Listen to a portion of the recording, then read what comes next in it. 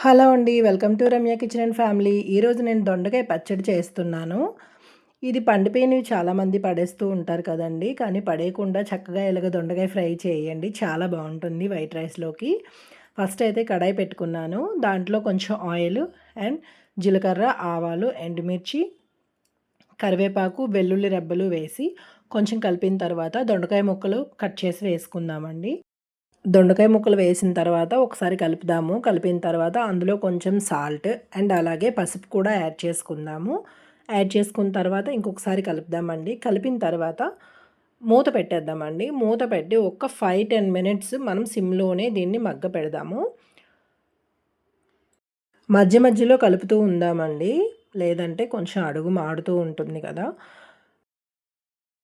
ఆ 5 మినిట్స్ తర్వాత మనం మూత తీసేద్దాము. మూత తీసేసిన తర్వాత ఇక్కడ చూడండి మంచిగా మగ్గిపోయింది. ఫ్రై అయిపోయినాయి దొండకాయలు. సో, ఇంక ఇది ఇలా అయిపోయిన తర్వాత మనం దీన్ని మిక్సీ పట్టుకుందాము. ఇందులో కొంచెం చింతపండు కూడా యాడ్ చేయండి. స్టార్టింగ్‌లో యాడ్ చేశాను కానీ చెప్పలేదు. కొంచెం చింతపండు కూడా యాడ్ చేస్తే చాలా బావుంటుంది. సో, ఇక్కడ మనం మిక్సీలో వేసుకుందాము.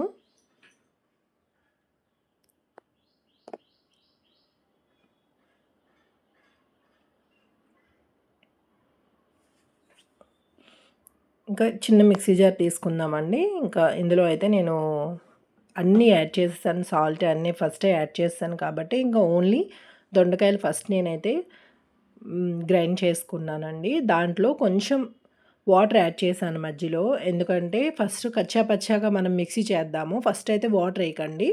కొంచెం కచ్చా పచ్చా అయిన తర్వాత అందులో వాటర్ ఏసుకుందాము. వాటర్ ఏసుకున్న తర్వాత ఇంక నేనైతే ఫస్టే పోపు వేసేసానండి. ఇంకా మళ్ళీ నేను దానికి పోపు వేయలేదు. చాలా బావుంటుంది. ఒకసారి మీరు కూడా ట్రై చేయండి. ఇదైతే వైట్ రైస్‌లోకి అయితే పర్ఫెక్ట్ కాంబినేషన్ అండి. అండ్ దోసలోకి అలా చాలా దాంట్లోకి చాలా బావుంటుంది. ట్రై చేయండి. తక్కువ ఇంగ్రీడియెంట్‌తో సింపుల్‌గా అయిపోతుందండి. పండిపోయిన దొండకాయలతో అయితే ఇలా ట్రై చేయండి. చాలా బావుంటుంది.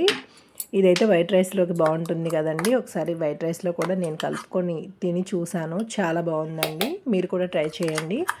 అండ్ నా వీడియో మీకు నచ్చినట్లయితే లైక్ చేయండి, షేర్ చేయండి, సబ్స్క్రైబ్ చేయండి. Thank you so much friends. Bye.